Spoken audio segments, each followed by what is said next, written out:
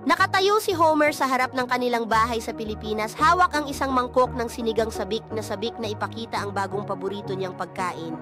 Si Marge ay nakatayo sa tabi ng isang bangka, nag-aalok ng mga sariwang prutas habang may ngiti sa kanyang mukha. Si Bart ay naglalaro ng sipa sa tabi ng dalampasigan, sumisigaw ng ang saya, habang tumatalon kasama ang kanyang mga kaibigan.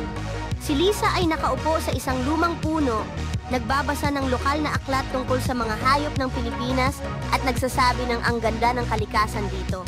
Si Maggie ay naglalaro sa tabi ng mga alon, hawak ang isang maliit na sandcastle habang nagpapakita ng kanyang masayang ngiti.